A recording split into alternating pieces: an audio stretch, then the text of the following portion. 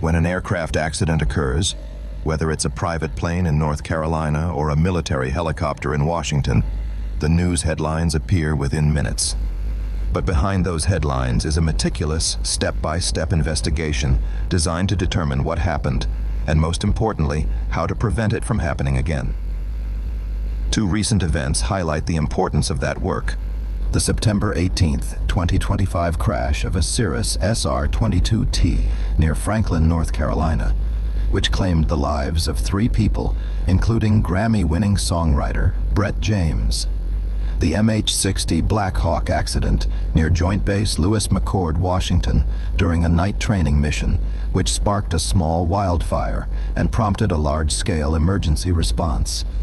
Although the aircraft, missions, and agencies involved are different, the fundamental principles of aviation safety investigation are remarkably similar. This explainer walks through the process, from the first call to the final report. Immediate priorities after an accident are always save lives, protect people on the ground, preserve evidence. Local fire departments, law enforcement, and EMS are usually first on scene. In Franklin, NC, deputies and firefighters arrived within minutes of reports that a small plane had come down near an elementary school. They secured the site, treated survivors, if any, and checked for hazards like leaking fuel or fire risk. For military incidents like the Black Hawk crash, base security and military fire crews lead initial rescue while coordinating with local agencies if the site is off base. They also establish an inner and outer security cordon to protect sensitive equipment. Within hours, agencies activate formal investigation channels. Civilian accidents. The National Transportation Safety Board, NTSB, is notified through a 24/7 duty officer. The FAA also dispatches inspectors to assist. Military accidents. Each service, Army, Air Force, etc., has its own safety center or accident investigation board. For a Black Hawk, the U.S. Army Combat Readiness Center launches an investigation, sometimes alongside NTSB if civilian property or casualties are involved. The NTSB is independent. Its mandate is to find probable cause, not to assign blame or liability. Investigators treat accident sites like giant outdoor laboratories.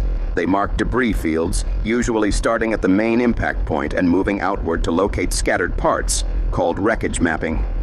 High-resolution photos, drone imagery, and laser scanners create 3D models. Investigators note damage patterns on trees, soil, and nearby structures. For the Cirrus crash, they would examine the parachute recovery system, a special feature on SR-22 aircraft, propeller damage, and instrument panel positions. In a Black Hawk case, they may catalog rotor blade strikes, engine fragments, or data modules in the avionics bay. Some information can disappear within hours. Flight tracking data, ADS-B or radar returns stored on servers. Weather conditions, surface observations, satellite imagery, and pilot reports. Witness statements. Observers may forget details quickly. Investigators also document smells, fuel, smoke, sounds witnesses reported, and marks on cockpit controls that indicate pilot inputs at impact. Once the site is documented, wreckage is moved to a secure facility. Components are laid out in a hangar for detailed study, a process called wreckage reconstruction. Technicians may inspect engines for signs of power loss or fire, examine propellers and rotors for twisting or bending that indicate rotation, analyze avionics, GPS units, or small engine trend recorders sometimes carried even on light aircraft. For military helicopters, classified gear is removed by authorized teams, but structural parts are often studied jointly with safety engineers. Investigators look beyond hardware. They examine pilot qualifications, recent experience, training records, and duty schedules to see if fatigue was an issue.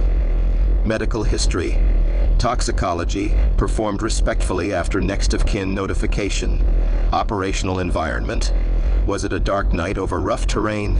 Were there NOTAMs or restricted zones?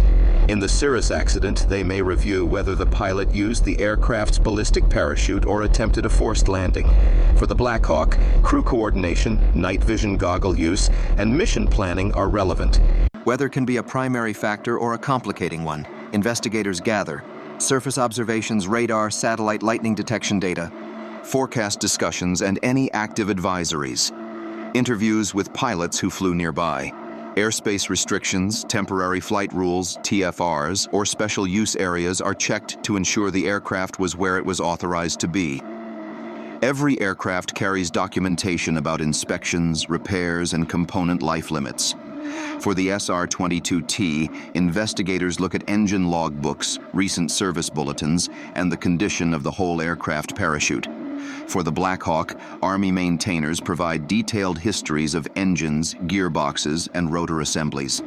Large airliners have cockpit voice recorders, CVR, and flight data recorders, FDR. Small planes and helicopters often don't, but technology is changing that.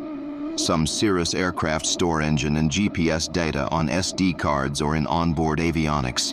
Modern military helicopters may record hundreds of parameters on crash-protected modules.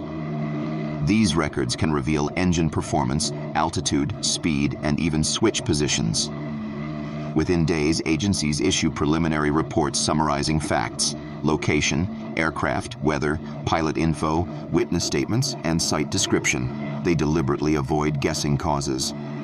If an urgent safety problem is found, say a faulty part or maintenance error, investigators may release an immediate safety alert or an airworthiness directive so other pilots can take precautions.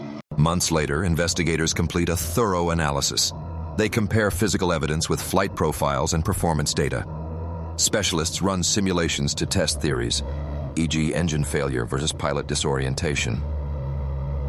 For military accidents, engineering teams may replicate maneuvers in a simulator. When confident, a board votes on the probable cause and contributing factors. The NTSB or military board publishes a detailed report, often 50 to 200 pages. It may include chronology of the flight, damage diagrams and photos, analysis of each hypothesis, final conclusions, safety recommendations, changes to procedures, equipment, or training. For high-profile civilian accidents, the NTSB may also hold a public briefing or docket release, making factual data available online. Respect for victims and relatives is central. Agencies provide family briefings before major announcements, support through victim assistance programs, clear separation between fact-finding and any legal or insurance matters.